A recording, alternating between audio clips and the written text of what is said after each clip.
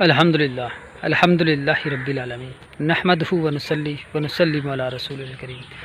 اما بعد فاعوذ باللہ من الشیطان الرجیم بسم اللہ الرحمن الرحیم۔ علامہ اقبال قلندر لاہور نے استحکام پاکستان کے حوالے سے کیسے پیش گوئی کی؟ وہ تو بہت سے انداز میں ہیں، بہت سی جگہوں پہ، لیکن اب ایک مخصوص انداز میں علامہ اقبال فرماتے ہیں کہ اٹھ کہ اب بزم جہاں کا کچھ اور ہی انداز ہے،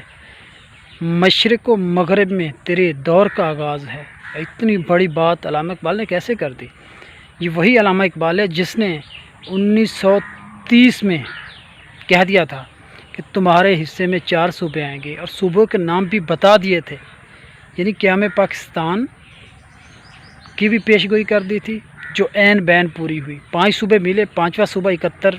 کی جنگ میں ٹوٹ گیا، وہ بنگلہ دیش کی صورت میں آ گیا، تو 4 صوبے ملے۔ کیا اللہ والے کی دور بین اور حکمت بھری نگاہیں کیا کمال کرتی ہیں کہ اب اس نے کہا کہ اٹھ کہ اب بزم جہاں کا کچھ اور ہی انداز ہے، اب مشرق و مغرب میں تیرے دور کا آغاز ہے۔ تو اس کا مطلب ہے مشرق اور مغرب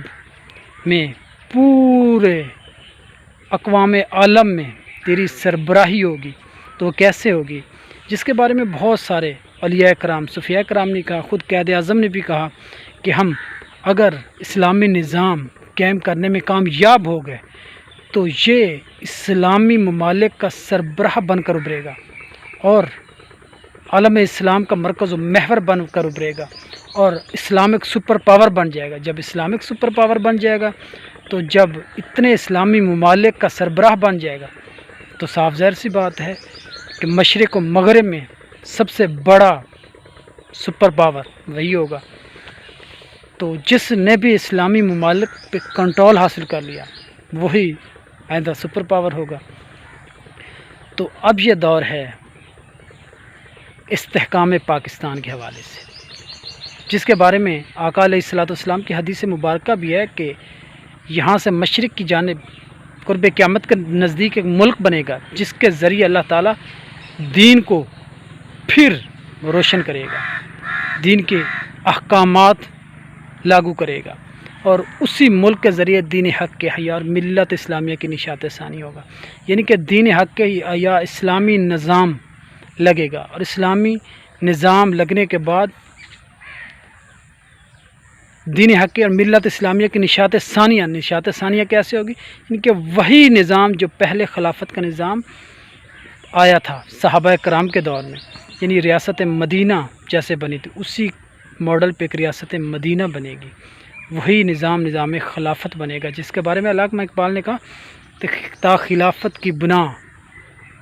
پھر ہو قائم، یعنی کہ یہی وہ ملک ہے، یہی وہ پاکستان ہے، یہی وہ مدینہ ثانی ہے، یہی وہ ریاست ماڈل مدینہ ہے، جو ایک دن انشاءاللہ تمام عالم اسلام کا محور و مرکز بنے گا، قلعہ بنے گا، اور تمام اقوام عالم کو لیڈ کرے گا، اقوام عالم کا فیصلے کرے گا، اور اس میں خلافت کا نظام آئے گا۔ اس خلافت کے نظام کے ذریعے اللہ تعالیٰ یہاں اسلامی نظام قائم کروائے گا، اور اس سے دین کے کام لے گا، دین کے وہ تمام کام جو تمام عالم اسلام زوال کی طرف چلا گیا تھا، پھر عروج کی طرف آئے گا، اور عروج اسی ملک کی صورت میں ہوگا، جس کا صحرا صرف اور صرف پاکستان کے ہے۔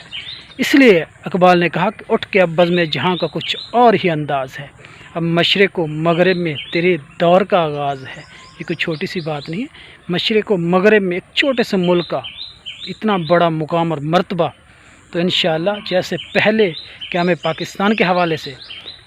علامہ اقبال نے پیش گوئی کی تھی، وہ سچ ثابت ہوئی، اور انشاءاللہ ان قریب یہ پیش گوئی بھی جو استحکام پاکستان کے حوالے سے، خلافت پاکستان کے حوالے سے، لیڈر پاکستان کے حوالے سے، سربراہی عالم اسلام کے حوالے سے، تو انشاءاللہ یہ بھی ضرور اور ضرور پوری ہوگی، اور وہ ان قریب ہوگی، آنے والے 10-15 سالوں کے اندر انشاءاللہ۔ اور یہ صرف اور صرف خوش قسمتی، خوش نصیبی ہمارے نصیب میں ہے۔ تو ہمیں اللہ تعالیٰ نے یہ موقع دیا ہے کہ اس موقع کا فائدہ اٹھا کر اس ملک اور ملت کی خدمت کر سکیں، اس ملک اور ملت کی خدمت کر کے اللہ تعالیٰ کی اطاعت اور فرم برداری کر سکیں، اللہ تعالیٰ کی اس راز کی حفاظت کر کے اس کی نشر و اشاعت کر کے اللہ تعالیٰ کے محبوب بندوں میں شمار ہو سکے۔ وآخر دعوانا الحمدللہ رب العالمین۔